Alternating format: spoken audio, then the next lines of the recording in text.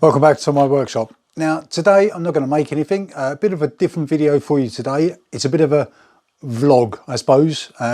Never done a vlog before, but it's just a chat about what's going on in the workshop, what I'm planning on doing, and a couple of exciting things that are coming up. Okay, I got myself a list, I got myself a cup of tea, so let's sit down and have a chat. Right, so I got my cup of tea. It's a bit of a fruity tea. Can't drink normal tea anymore. Right, my list. Now on my list, let's go through this. I've never done this before, so this might be a bit weird. If you get bored, you can always go and make a cup of tea. Right, first of all, on my list, duck. Duck, what does that mean? Right, I've got another little wooden duck here, which I've got to refurbish. This one is a follow-up to a video I did a little while ago, this one here, where I refurbished a little duck. It's the other one to the pair, but this one's even worse. Its head's coming off. It's totally knackered. Its boots are knackered. Don't know whether you want to see a video of me doing that. It's going to be very similar to the old one, slightly different because I've got to make a beak. If you want to see that, let me know. If not, I'll just do it anyway. So that's duck.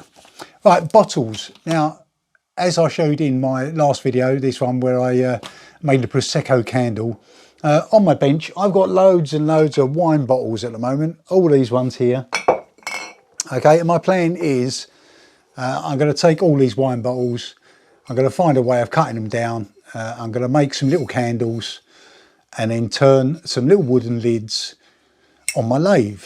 But also I want to do some engraving in the top of the wooden lids, but I might be doing something different. I'll tell you about that in a minute. So that's that. Not very exciting, but it's coming up. Right, I've been to Parkside on the way home from work today. I bought myself a couple of little bits and pieces. They are some diamond cutting discs, some little brackets, some washers, and some glue sticks. Now, all of this lot come to the staggering amount of £11.96. Let's have a quick look and see what we got. Right, so the first thing I bought was this little container. It's full of washers. This was £2.99. Let's have a quick look and see what we got. Right, let's see if I can focus here. Okay, just a random M4, M5, M6, M8, M10 and M12 washers. Looks like we got some spring washers here. And these ones are just flat washers. Let's have a look and see what sort of quality they are, if I can get them open. Now I'm suspecting they're going to be okay, because I've never been disappointed before. Now this is just to restock my supplies. Okay, yeah, these look relatively good quality. There's some big ones here. Let's have a look at these. Yeah, about 20mm by 2mm. Yeah, so yeah, nice little selection of washers here. So they can go in with my nuts and bolts, and it should keep me going for a little while. Right, next we got some corner braces. This is a 16 pack. This cost me £1.99. Now, how many do we get in here? 16 in here. Okay, I don't use these for a lot of making furniture, but they're always handy if you're making jigs. Okay, nice little thing. Yeah, what can I say? You get some screws with it as well. Not a lot to say about those, but again, more stuff to go in the hardware. I do like a hardware bracket.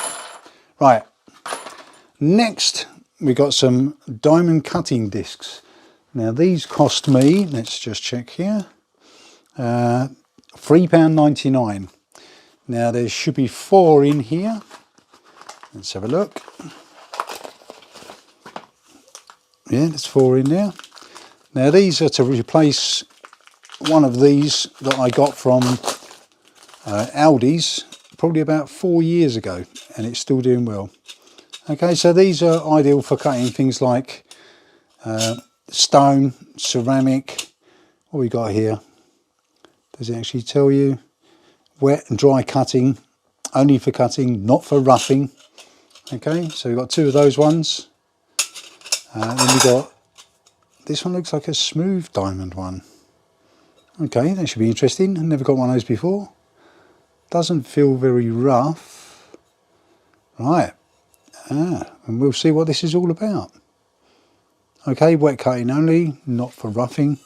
And then we got this one as well, which obviously looks a bit more coarse. So these, I think, will be a handy addition to my angle grinding abilities. Okay, yeah. Oh look, durable with high cutting power for standard angle grinders, e.g. Parkside, Bosch, Black & Decker, Iron Hill, Makita, Crest, Metabo. So they're going to fit everything. Okay, I'm sure you'll see these in a future video. Right, and lastly on my little bargains is some hot glue sticks. These are Parkside ones. These cost me the staggering amount of £2.99.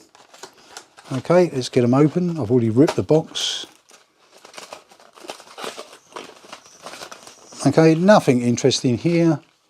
They're just standard glue sticks, which are how big? Almost 11 mil. Now, are they going to fit in my Bosch glue gun? Yeah, 11 mil. They'll fit. Yeah, that should work. Okay, so I've got a load of glue sticks. Right, that's today's bargains. I'm sure you'll see these in upcoming videos. Right, what's next on the list? Right, next on the list, and well, before I go into the next one, I've had a couple of people ask me about the cover. Now this is my table saw, okay? And to protect the top, I've got this cover. Where did I get it? Well, it's actually an exercise mat, which I got from Aldi's. I think it cost me about £7 or something. I've just chopped about a foot off either end, and it's ideal as a cover for when I'm doing some clean work on top of my table saw. It saves getting any moisture on my table saw because that will go rusty. Right, so that's that, another Aldi's bargain. Right, what else we got? A greenhouse workbench. Now, I've been asked by little Mrs. Workshop's mummy to make a greenhouse workbench. Now, I've already made a one, which sits over one side of her greenhouse. Now she wants one on the other side, so she doesn't have to bend over to get loads of stuff off the floor. Now, over at Badgerworkshop, Matt Smith has just recently made a table workbench for the garden. And I think I'll probably make something very similar to that. So it looks like Matt's one is a really quick, efficient way to make a workbench. I should probably make one of those and then maybe put a shelf underneath. So she's got somewhere to put her pots and plants and stuff like that. All right, so hopefully that's an upcoming project, probably during the summer. Right, what's next? Right, after my latest video about the Rode microphones after about 6 months of use, there's been a little bit of interest about that. And I know now that Leo from Handicraft has bought a set of the Go 2, the Rode Go 2 microphones. And I think also Dave at Grumpy's Workshop has also got a set now. Now, I can assure you they'll be more than happy with these things because they're great. All right, so these little microphones, they're excellent. If you're doing any YouTube woodworky type videos, yeah, they're essential. You don't trip over leads. Yeah, they're great. And I hope you guys, I hope you're going to be happy with them. Right, what's next? Right, workshop space. I'm running out of workshop space. Now, we was going to have a bigger workshop, okay, but that's not going to happen now. So I've got to make do with what I've got here. But the problem I've got is over that end of the workshop, I've got no space. Let me quickly show you. Right, so at this end of the workshop, I've obviously got the garage door, which I can't block because I need to gain access in and out. I've got my table saw here, got my bench here. But behind me, okay, where my CNC machine is, I've got all this lot, okay, and it's gradually getting worse and worse. I've got nowhere to really put anything. I need to have a clear out. but I can't clear out any of this lot because I've got nowhere to put it. So what we're going to do is we're going to have a sort around in the garden. Let me show you what my plans are for this summer. Right, so it's a lovely sunny day. Let's have a look out in the garden and see what's going on. This is our garden and this is a Viking. Right, let's get out in the garden. Right, so what we've got here is patio. Then we've got the hot tub gazebo over there. And then over in that corner, we've got a shed. And then behind there is a vegetable patch. Now, the plan is, so what we did have here was another metal gazebo, which is now down here. And that got completely destroyed during Storm Eunice or whatever it was. And then I had to obviously take that apart and put it here. So that's going to go out and someone's going to take that away for us nicely. And underneath this pile of tarpaulin here is some salvage wood that I've managed to get together. So hopefully that'll be enough to build most of this log shed. Here we're going to have a massive great big wood shed, okay, with the water butt here, okay, and that's going to be this sort of design. So that means what we've got to do is this wood shed here, oh, out of focus, this wood shed here has got to be knocked down, okay, and all that wood is going to go in here. Over here we have a hot tub. Now this, I built all this quite a few years ago, and that's all made out of pallets.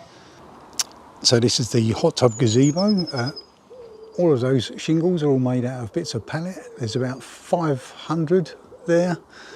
All the rest of it's made out of pallets, apart from these main uprights, which are 4x2s. But if you look inside, yeah, you can see all of that's made out of pallets. Try and get a bit of light, yeah, it's all pallets. I made this quite a few years ago. This was before YouTube time. But this is going, and then we're going to have seating around here, all the way around, and then we're going to have a fire pit in the middle. It should be good. But the hot tub's going, okay, so we'll probably have some sort of seating thing that we got here in there. And then the shed, I'm going to completely knock that down. That at the minute is a 6x10 shed, and we're going to change that to an 8x15 or 16 shed. So at the end of that, we're going to have all my wood.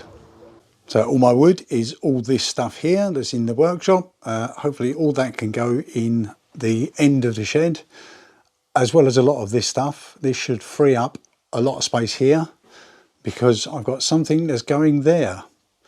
Ooh, what could it be? Right, so that's the plans for the garden. Hopefully I'm going to get that done before the summer comes and goes. You know what the summer's like in this country, you know, 10 minutes of sunshine and then that's it, it's back to winter. So I've got to get moving with that. But obviously everything out there is going to take timber, and timber prices are still quite expensive at the moment. But we'll see how we get on. Right, next one of the most exciting parts.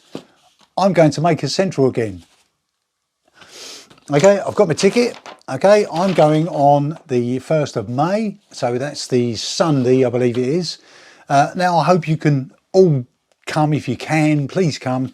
If you see me during the day, just feel free to stop me and say, oh, you're Frank's Little Workshop. Okay, I won't be offended. In fact, I'll be quite excited. It'll make me feel like I'm world famous. Okay, hopefully I'm going to get there and see a few guys that do YouTube videos. There's a few guys I want to see, like Peter Millard and Carl Pope. I believe they're running a stand together. Hopefully I'll pop in and say hello to them. It's promising to be a good event. We've all been waiting since 2019 for this to happen. It's up in Birmingham. If you haven't got tickets, I think you've still got time to get tickets now. It's going to be a good event. Right, last on my list. Right, the last thing on my list is I've got myself a new toy. Well, I haven't got it yet, I've ordered it, and that's a laser engraver. Now, I've opted for this one, which is the Sculpfun S9. Now, I looked at quite a few different laser engravers to try and find out which one's going to be best for me. But at the moment, the Sculpfun S9 looks like it's quite a capable machine.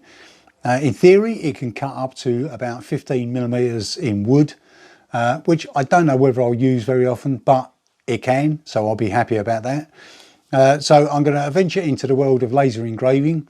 Hopefully it's going to share some parallels with the CNC machine, but I do want to get a new piece of software, which is going to be Lightburn, which I think is a paid bit of software, but hopefully that's going to do everything I need it to.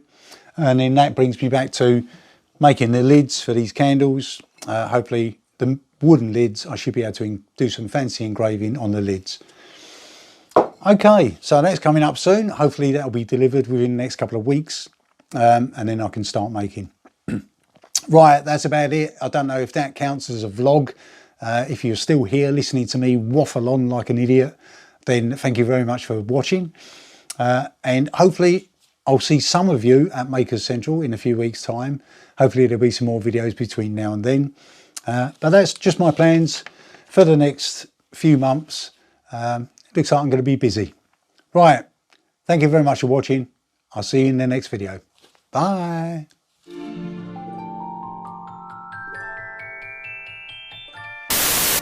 So that's the plans for the garden. Hopefully that's going to happen.